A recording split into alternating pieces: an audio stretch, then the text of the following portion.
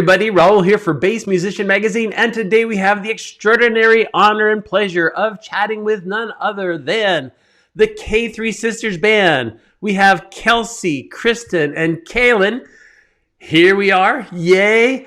There's so many exciting things to talk about, ladies, but we always like to go to the past. How did you get started in music? And the fact all of you play bass, but we'll say, how did you get started on bass as well?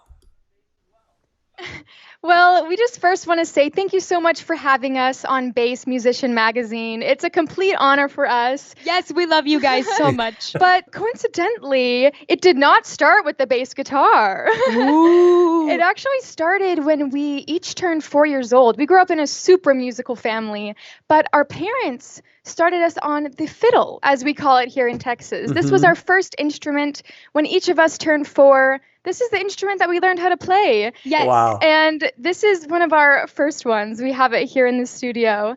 And we were just, looking at it and how much it is similar to our stand-up bass here as well. So we wanted to give a little side-by-side. Yes. As you can see, they are pretty much the exact same shape. Yes. So it's really unique to see how we started on the fiddle, and now this is the one we play now to this day. Kaylen and Kelsey love playing the Texas fiddle, as we say in Texas. There we go. If you're in a band and you're in Texas, you gotta have a fiddle in the band. That's a saying. Nice.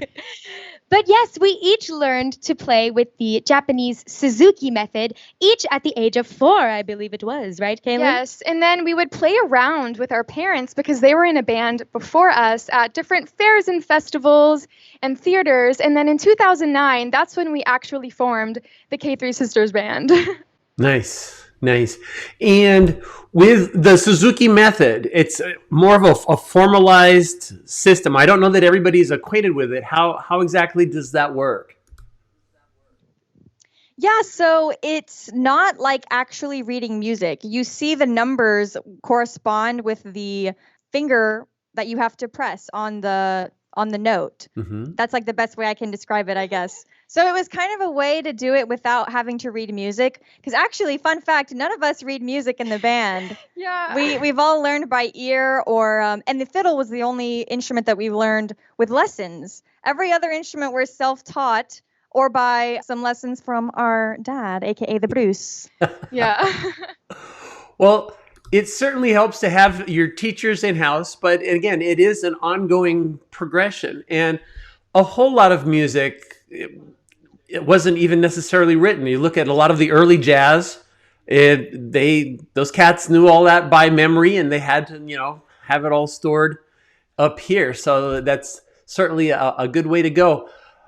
When we look at how you guys have amassed a massive amount of followers on social media. I mean, we're talking millions of followers, billions of views. This didn't happen overnight because you guys you're up to 14 albums, the most recent one being Jet Black Hearts.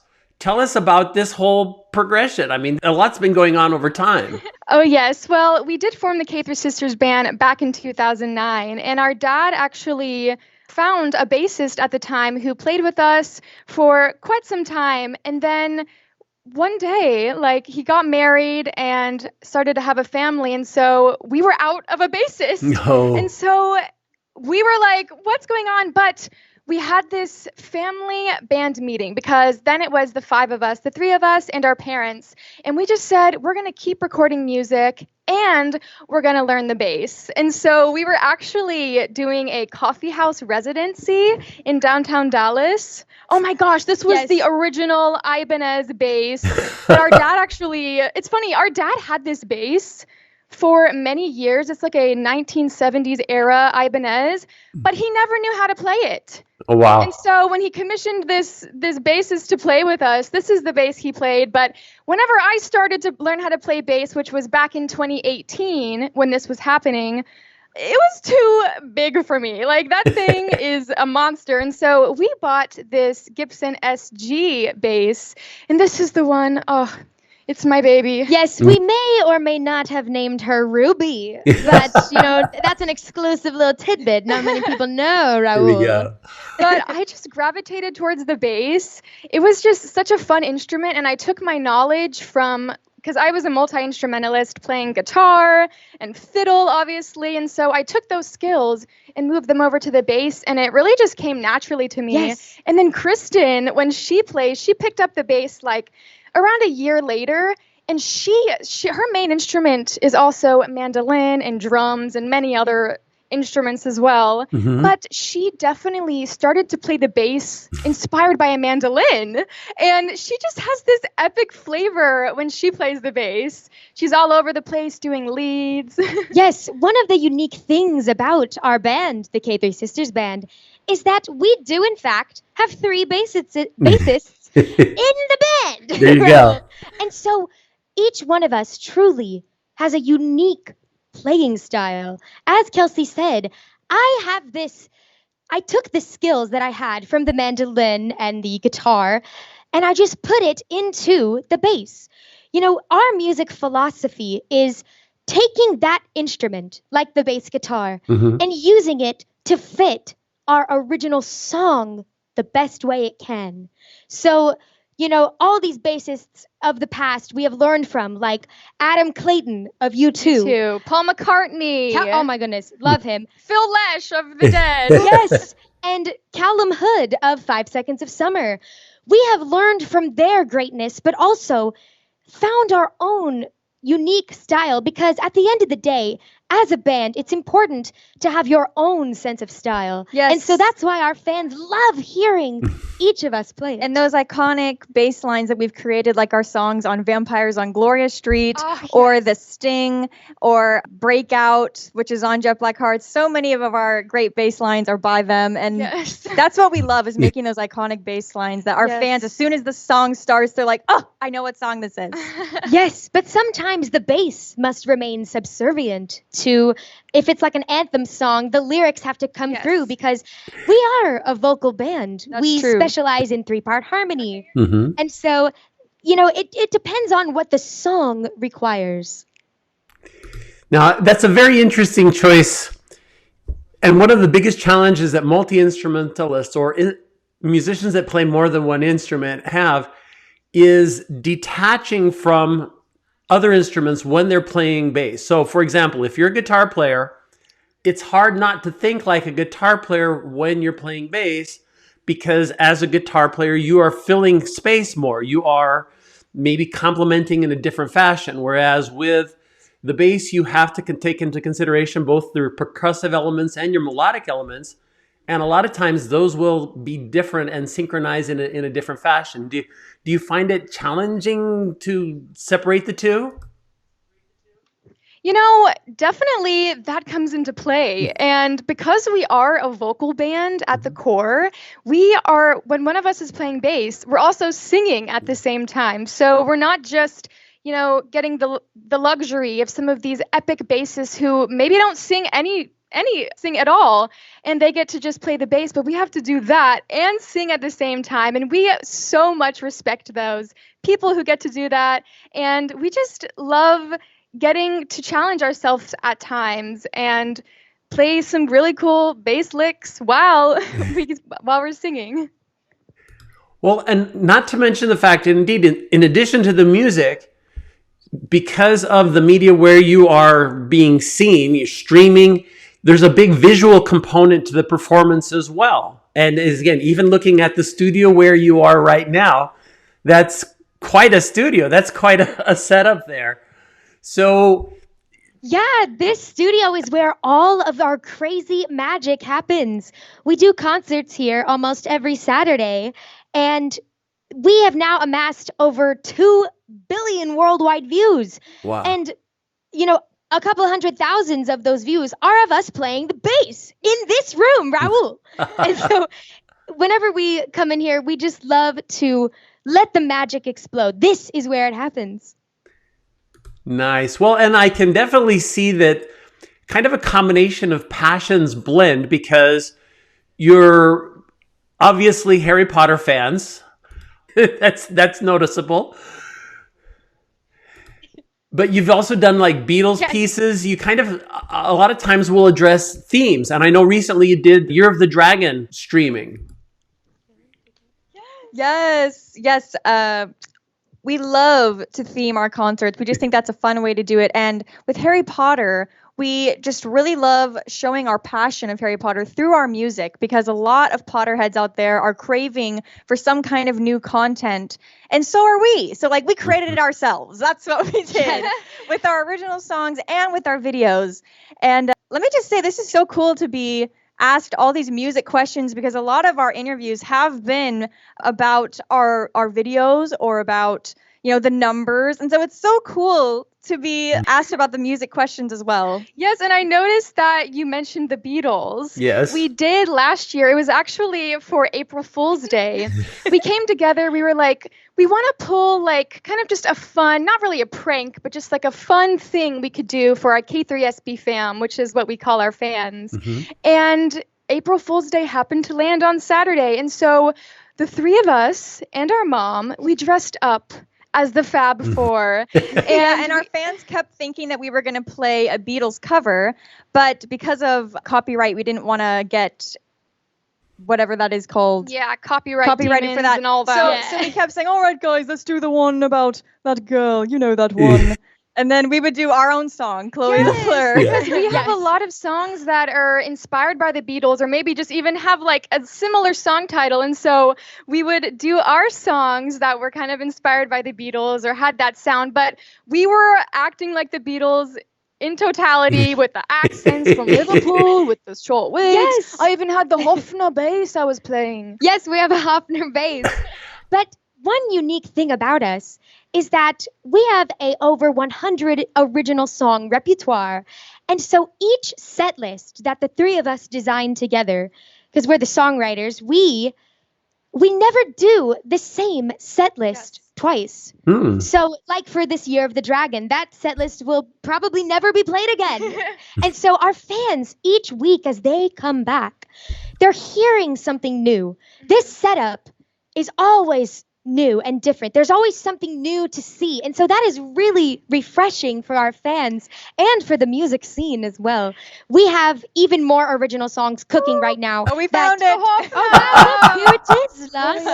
Yes, do you see this, Raul? Yes. This is it, man. We played this. I love this, baby. But because we're constantly switching, sometimes our fans, the K3SB fam, can guess what song we're going to play based on who is playing what instruments. So like if Kristen has the bass on and I have on the fiddle, then our fans are like, that must be their song Cotton Candy Sky. Or they just know. I don't know how they do. But before we even play the first note, they're already guessing the song. So that's actually how they deemed me to be the third bassist. Was we were trying a new band configuration, which is where we switch our instruments. And in this configuration, Kelsey was on acoustic guitar, Kaylen was on fiddle, and nobody was on bass. And so all of a sudden I said, well, who's going to play the bass?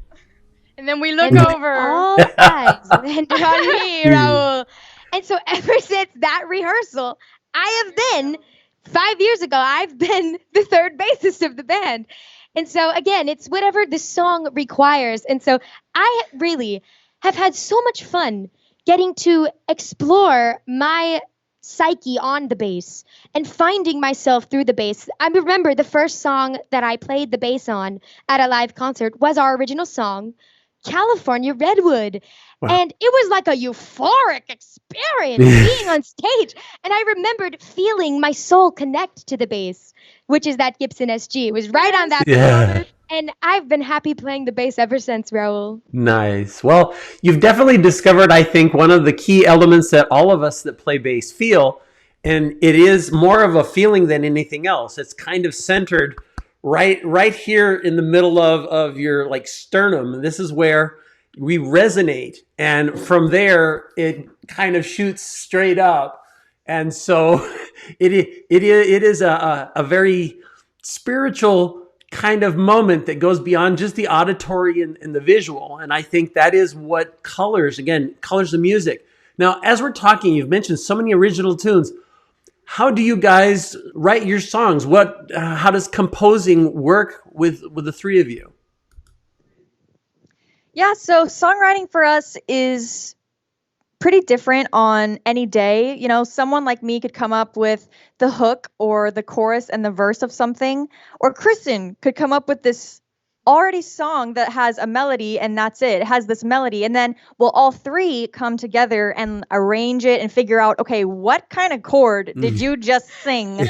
And we'll figure all that out together in here. So it really is a collaborative effort with any of our songs. Yeah, you know, the type of music we write isn't necessarily what corresponds with what is popular in the industry. We write songs and create melodies based on whatever we are feeling and thinking, because we try to stay in touch with our generation, because deep down, we're all confused and kind of hurting. And so our songs are meant to give healing. And one song we wrote called Sticks and Stones, it is our anti-bullying song. We actually wrote, I think it's 10 years old this year, isn't it? The K3 motto and the song Sticks and Stones that corresponds with that. We wrote a motto, and I think we should tell Raul our motto. Yes, we will share the motto. It is this: I will always believe in myself and celebrate my life and the lives of others. I will respect the music and customs of others as long as they are not harmful to anyone.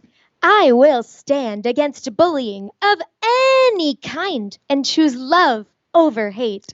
Hashtag K3 motto. So yeah, our music and our videos that we create, as we've amassed over 2 billion worldwide views, I still can't believe that. We really want to spread positivity in this world and messages of overcoming hate and the despair that our generation, that all generations have faced throughout their lives. And it's a blessing that we have built this fandom, the K3SB fam, that we get to share those thoughts through with our music. Nice. Well, you're in so much more intimate contact with your fan base because of the media and this kind of message that, again, it is difficult growing up without question.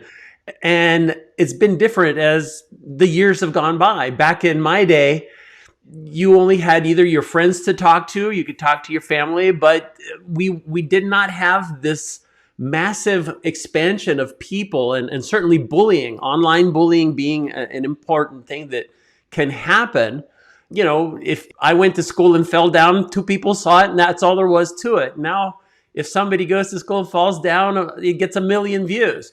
And then they feel shamed because of it. And so being able to bring this positive kind of message in this same way, I think, helps your fans not feel necessarily so alone and so desperate to be all by themselves. And so this is it's a tremendous cause.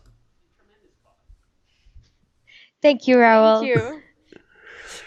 So we should talk a little bit about the future because you guys are so busy. I mean, it is hard. Even since I just started kind of planning for this interview, you've done so much like in the last weeks. But what's in the works? What can we look forward to in the future? Raul, Yes. we're always scheming. This is something our fans learned very early on, is that we are always cooking up something, including right now. Yes. Well, one very exciting thing we have going on, because we've been a band now for 15 years and we've been doing these live streams now for over 4 years, we have this huge music catalog, or the archives, as some people say, recordings of our live music and recorded music in the studio. So we are this Friday going to launch our very first radio show called K3SB Radio. Wow. Yeah, and it'll be exclusively on our website, k3sistersband.com. And we are so excited to share the stories and the behind-the-scenes stuff that happened with these live recordings, and just to show off some of our older stuff that our fans maybe haven't heard yet. Yes, we're going to get to surf the waves of time with our K3SB fam as we look back at some of our most iconic performances in our 15-year catalog and some of our favorite recordings. So this is a new and awesome way that we get to connect with the K3SB fam. Yes, we're so excited for K3SB Radio. It's going to be so much fun all year long. We're just going to keep coming out with these episodes. And we're just so excited because we've been dreaming about doing something like this since we were really little. As far as I can remember, we were always dreaming of having our own radio show. But yes, make sure to tune in at k3sistersband.com. Also, our fans know from our One Piece rap music video that we did tease our next music video that we will be releasing. And so they can look forward to that as well. The Breakout music video. Yes, that is music coming video. out soon. Breakout is a song off of our new album, Jet Black Hearts, which you can also stream exclusively on our website, k3sistersband.com. And that is just such a great, empowering song. And I can't wait to put the visuals to it because it's going to be very epic. There are a lot of new elements with the Breakout music video. And coming up, we are going to be in Universal Studios, Orlando, Florida. As you know, Raul, we are huge Harry Potter fans. And we are going to be teaming up with our friends at Orlando Informer to meet the K3SB fam and fellow Potterheads. And to do some more video filming there for our fans and special live streams for people that can't come to meet us in person. Very cool. Well, I am a Potterhead, I guess, to the extent where I hadn't been reading for many, many years and picked up Harry Potter and went back to reading since it was so much fun. Coming back to, you've mentioned your website, also social media. Where can people find out more? If they haven't looked at your website, where should they go? Yes, you can find us on all social media, Instagram, Facebook, TikTok, and YouTube, all at K3 Sisters Band. And you can stream our music exclusively at the website. That's the only place you can stream it, at k3sistersband.com for free. Yes, no ads. With no pesky ads. Very cool. Well, ladies, Kaylen, Kelsey, Kristen, thank you so much for taking time to chat with us. We're very excited about so many things that are coming in the works, and there's so much work to look back to in the archives that people that they're not familiar with your work should definitely go there and check it all out. Folks, you've seen them here on Bass Musician Magazine, the K3 Sisters Band. Thank you so Yes, much. we love you, Bass Musician Magazine, and thank you for all that you do with the musician community. Yes, Thank we're really you. honored. Thank you again. Yes. My pleasure. Bye-bye.